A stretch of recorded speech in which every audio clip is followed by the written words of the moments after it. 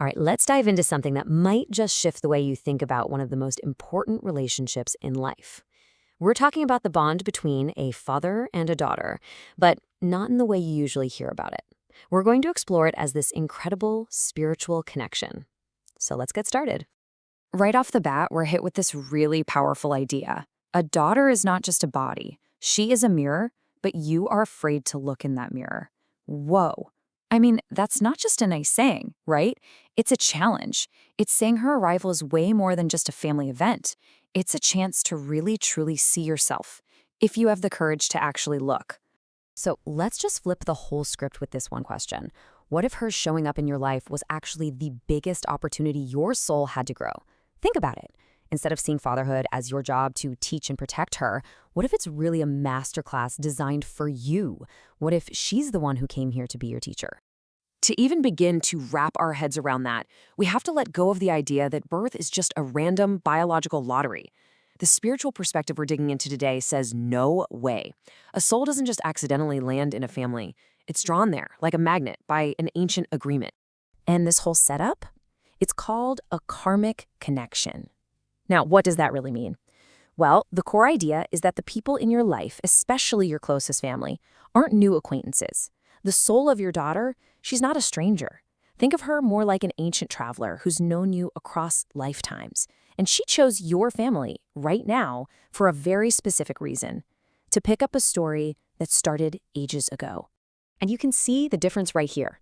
The way we usually think about it is a new life begins. It's a biological thing, and you, the parent, are the giver.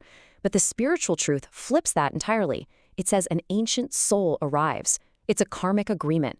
And you're not just the giver. You're both the giver and the receiver. She's giving you something huge in return, a chance to see yourself. Which brings us right to the heart of this whole thing, the idea of the daughter as a karmic mirror. And this isn't just some poetic metaphor. It's a real tool for becoming more self-aware. So when you look at her, you're not just seeing a kid who needs your help. You're actually getting a reflection of your own soul's entire journey. Everything you've been through, all the unfinished business you're carrying around, every lesson you still haven't quite learned, it's all right there, bouncing back at you through her. So what exactly is in that mirror? Well, maybe she was your mother in another life, or a sister, or even a close friend. She's here now to help you finish those old stories, to finally balance the scales on some karmic debts. And maybe most importantly, she's here to help you dig up that deep compassion that got buried under layers of ego and, just the toughness of life.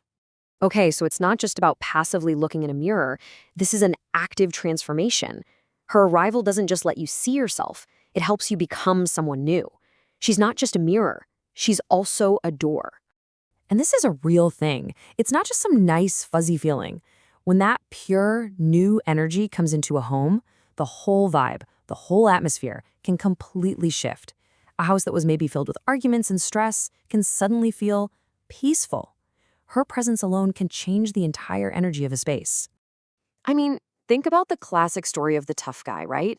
The man who's been hardened by the world, he's always fighting, his heart is completely walled off.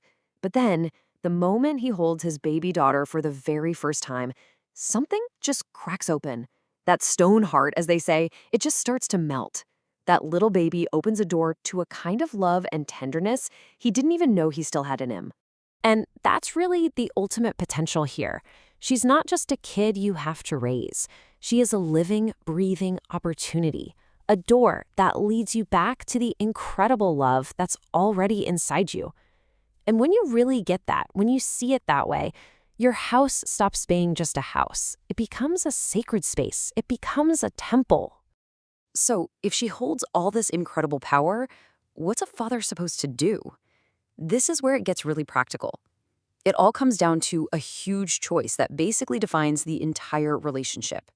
You've got two paths. On one side, there's parenting from fear. That's all about control, setting tons of limits, building what feels like a safe cage. And it's all driven by your own anxieties. But then there's the other path, parenting from love. That's about trust. It's about encouragement. It's about giving her a huge open sky to fly in.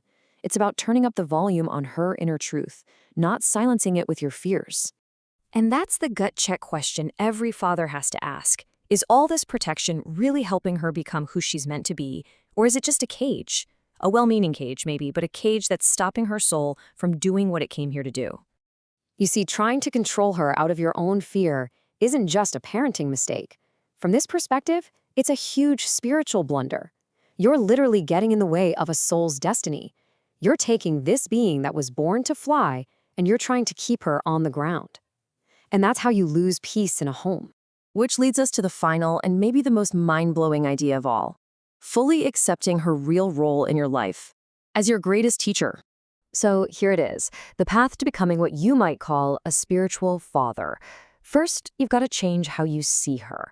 She's not just your child, she's an ancient soul. Second, every single day you have to consciously choose to act from a place of trust, not fear. And third, and this is the tough one, you have to humbly, truly accept that she's actually here to teach you. And when that really clicks, man, everything changes. Your job title of father evolves into something much bigger, a seeker on a spiritual journey. And your daughter, her laughter, her freedom, her just being her, that becomes your living, breathing prayer. So we'll leave you with that to think about. Try looking at your relationship through this new lens just for a day. Look past the homework and the curfews and all the daily stuff. Look into that mirror that she's holding up. And just ask yourself, what is my daughter trying to teach me? The answer? Well, it might just be the key to your own transformation.